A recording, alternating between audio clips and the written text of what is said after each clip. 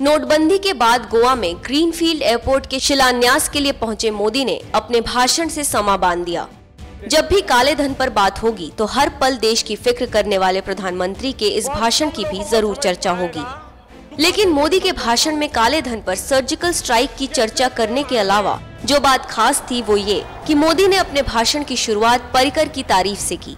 पर्रिकर की तारीफ करते हुए मोदी ने कहा कि पर्रिकर ही वो नेता हैं जिन्होंने गोवा को राजनीतिक स्थिरता दी है। इस राजनीतिक अस्थिरता ने गोवा का जो सामर्थ्य है,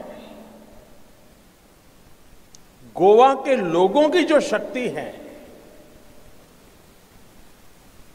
उसको कभी फलने फूलने का अवसर ही नहीं दिया।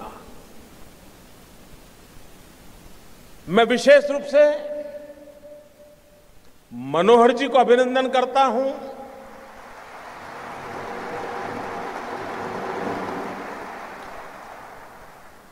कि उन्होंने एक ऐसे पॉलिटिकल कल्चर को गोवा में लाया है, इसके कारण उनको सहन भी करना पड़ा है, उनको अच्छे अच्छे मित्र गंवाने भी पड़े, लेकिन एकमात्र इरादा गोवा को नई ऊंचाइयों पर ले जाना। और इसलिए गोवा में पॉलिटिकल स्टेबिलिटी 5 साल तक एक सरकार चले, नीतियों के आधार पर चले, गोवा के विकास के लिए चले, लोक कल्याण के हित के लिए चले, ये उन्होंने करके दिखाया है। मोदी ने कहा कि पर्रिकर के प्रयासों की वजह से ही आज गोवा चमकता सितारा बन गया है। कि एक सप्ताह के पहले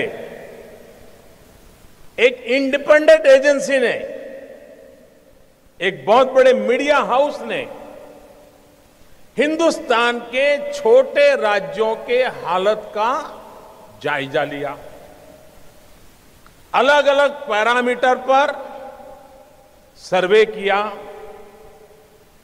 और आज मुझे खुशी हो रही है कि मेरे इन साथियों ने छोटे राज्यों में गोवा को एक चमकते सितारे की तरह पेश कर दिया है। मोदी ने अपना और पर्रिकर का सीक्रेट भी शेयर किया।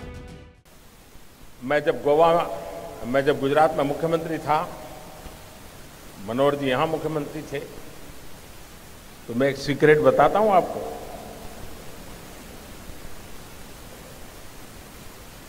मनोहर जी जो बात 10 वाक्य में बोलनी हो वो 1 वाक्य में बता देते हैं। तो कभी कभी समझने में भी कठिनाई होती है, तो वो मानते हैं कि आपने समझ लिया, वो IITian है, मैं बड़ा सामान्य इंसान हूं। लेकिन मैं जब गुजरात में था तो जब मैं योजनाओं का अध्ययन करता था मुख्यमंत्री के नाते, और मैं देख रहा था कि यहां के गरीब से गरीब व्यक्ति की मुसीबतों को वो कैसे समझते हैं और उसके रास्ते कैसे खोजते हैं। हर योजनाएं, बाद में लक्ष्मीकांत जी ने भी इसको आगे बढ़ाया। जब मैं देखता था गृह आधार योजना,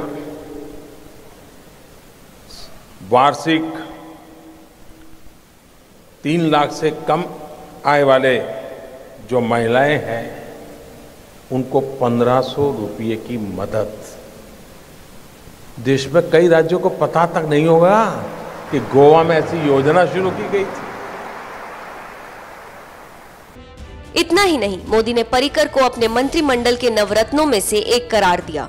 उन्होंने कहा कि पर्रिकर दीर्घकालिक विवादास्पद मुद्दों के समाधान के लिए अथक प्रयास कर रहे हैं। NMF न्यूज की रिपोर्ट।